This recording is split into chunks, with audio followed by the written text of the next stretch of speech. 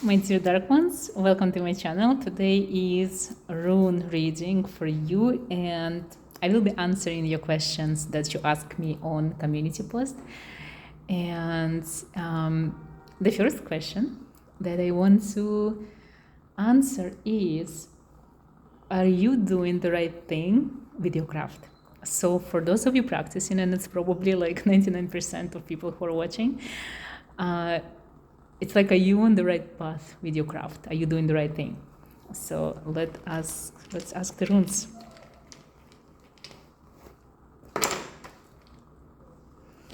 So this is interesting because this is like a specific set that was made for me by an amazing magician, right? And he included a few runes that are not really runes, but they just have like my favorite sigils or my favorite crosses. So literally, like what you're seeing here, that's not a rune. It is a rune, but it has like a cross. So when I see something like this, the first thing that I want to tell you that there is something that you are not doing with your craft, something that you probably hiding from or you're scared to try. And this is something that is like extremely important. This is something that you really have to do, but you still don't practice it, you don't approach it, and you're probably scared of it. So especially the person who asked this, you are avoiding a lot of things that should be in your practice and you don't try them. You know, a lot of you guys, you feel scared to try different practices. Like, for example, if you are a Slavic witch and you're scared of trying voodoo, or if you born into a family who practice voodoo, you're scared to try like Wiccan practices or like Wicca, right? You don't want to learn about this because you feel like you are not supposed to like learn something that it's not connected to your bloodline. And I feel this is a wrong approach because your soul had so many reincarnations. There's so many things that you actually know. And for you, it's very important to try all of these things before you find your tool. So don't be scared to try something that you feel like you're not supposed to, because you really don't know what you're supposed to do. And I feel this is my answer. Try something new, something different, something that scares you the most, but something that fascinates you the most and something that you feel drawn to the most. So when it comes to your practice, try the scariest thing, okay? And that's my answer. And let's move to another question. So another question, should you practice on your own or should you find a coven? This is actually a very interesting question. I don't think that anyone ever asked me about this. So let's see. I feel for you, you really should find a coven, especially if you're a witch or a mage or a shaman. These people, these practitioners, you guys have to be in some kind of like a society, in some kind of coven. Probably you've been practicing by yourself, but this is time when you need to move and like look for something. It's like a circle, like social circle, magical circle, witchy circle of like-minded people. So it's very important for you to find them. So go look for them. This is time when you're no longer going to be okay on your own. So look for people, for like-minded people. Another question that I received from someone: is there someone that you can trust with your heart? It's an interesting question, and I'm not going to be asking it in a romantic way. I will ask it in a way that if there is a person that you should trust, like a friendship kind of thing, or actually, you know what, I'm going to ask it like this. When it comes to friendship, and then romantic kind of situation, and then if there is like a person who you go for advice if you should trust them, like a teacher kind of thing, and then see.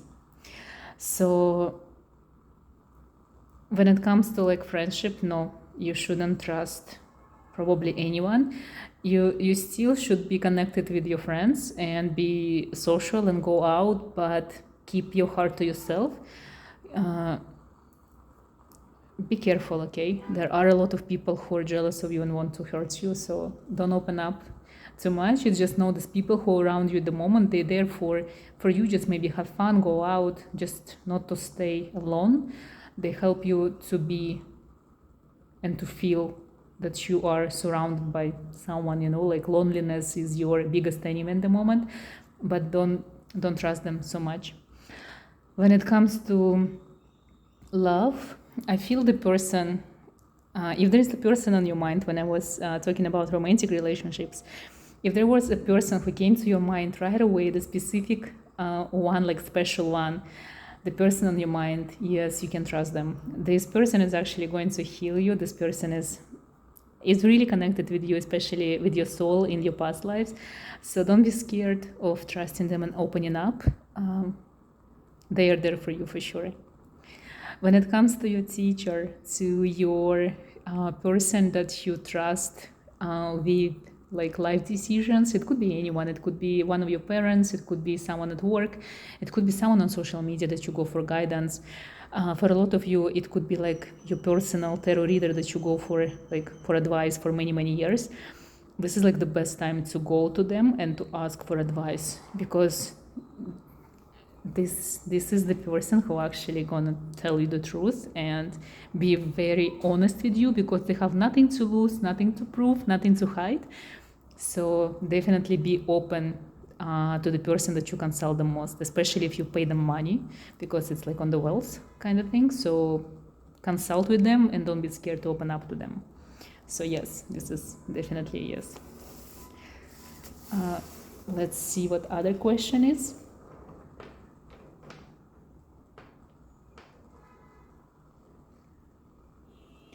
Interesting question. Who is listening when you talk? It's actually, I've been asked yesterday, when you manifest, is it better to manifest out loud or without saying a word? So I always feel like when you talk, when you speak loud, like out loud, when you talk to the universe the way that it can hear you, it's the best. So when you actually talk, when you manifest, when you connect into other realms, and when you're actually not talking to human beings, but you're talking to these infernal creatures, to deities, to your guides, ancestors, who is listening? That is the question I'm asking. So it's interesting. I feel like you really you're really not connected with your higher self, with your guides as much as you can be. And I feel you don't even recognize the presence, and probably that's why the person asked this question. So what I want to say, who is listening to you when you speak? The universe is listening when you speak. The underworld is listening, because you have access to the realms of light and the realms of darkness. So everyone is listening. The question is who actually answers. So I feel like you always heard, and that's why you should be more vocal about what you want, what you feel like, about your dreams and goals. So the more you speak, the louder you are, the more persistent you are, the better it is, because you really been hurt at this moment. Probably that's why you feel this like dark shadows. That's why you feel watched. That's why you feel that you're never alone. That's why you feel there is like presences in your room around you. You feel like some kind of like dark places. You feel shivers. Probably even now when I'm speaking to you, you might feel like some kind of like cold air going around you. So you are hurt by so many entities, creatures, and demons, and angels, and deities that you have no idea. Your soul is vibrating on like different level right now. You are being somewhere where other people can't even reach or dream of going. So you are so open to other realms and dimensions. You're incredible. It's like you're like a pendulum, actually. You can use your body to predict the future. You can use your body to connect to like astral and to Akashic records, but you're not using it correctly. So everyone is listening. So be very careful what you say. Be very careful what you say about yourself at this point. When you say something negative, it actually comes back to you. It's like a spell that you cast against yourself. So for the next, you know what? I'm not going to say for the next like weeks or months. I say for the rest of your life, only say good, incredible, positive, loving things about yourself. You are the only one who can actually harm yourself. You are your biggest enemy, because when you say something bad, it usually comes true. So only say good, positive things, because those good, positive things are gonna come to you, okay? You have to, if you practice, you have to be so clear with the universe and the underworld. You have to ask for things that you really, really want and don't hold back, okay? You have to scream, you have to use your energy. If you want something, just like use your whole body. It's like when you manifest, it should be like crazy shamanic dance or ritual, a fire. Your body should be involved in your plea, in your prayer, in your request, in your manifestation. The crazier your plea, the crazier your prayer, the better gonna be the results. So they listening, okay? They are with you at this very moment, and you probably feel them. And I want you to be sure that you're never alone in a good way of this. And they will help you. The problem is if you actually know what you want, you know? So time to find out what you actually want and ask for the right things to come. Okay, let's see another question.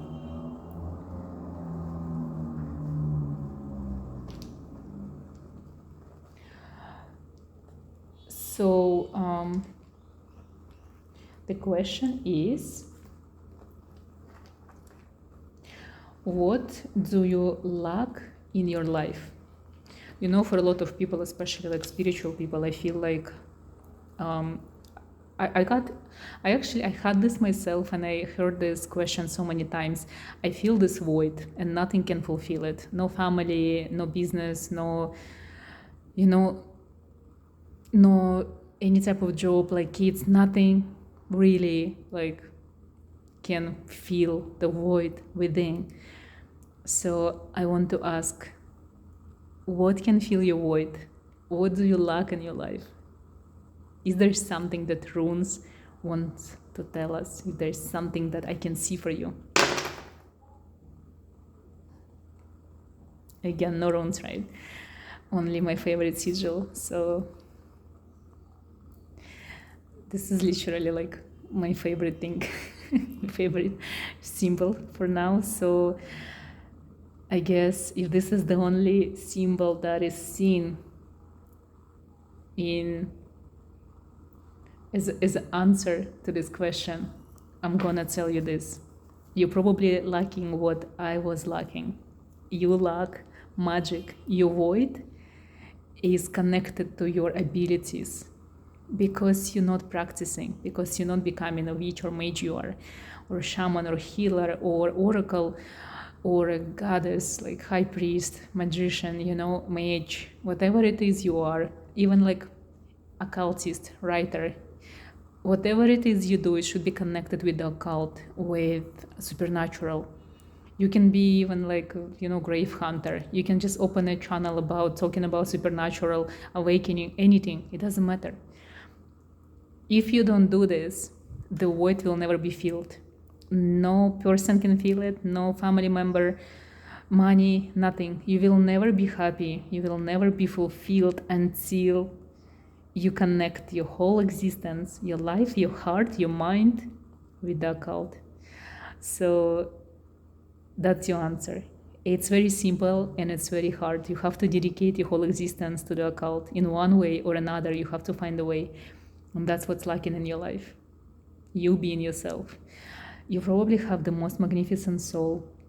you have the connection to the realms that for others don't even exist. So for you, the only way of being happy is to actually practice what you love the most. So if you're really, really into like watching tarot, if every day you watch different YouTube channels that read tarot, that's what you need to do. Okay? If you watch a witch showing her life, like daily vlogs or something like that, that's what you need to do. If you're watching videos about awakening, you should talk about awakenings. If you watch videos about like traveling and looking at this like ancient ruins, temples, archaeology, that's what you should become.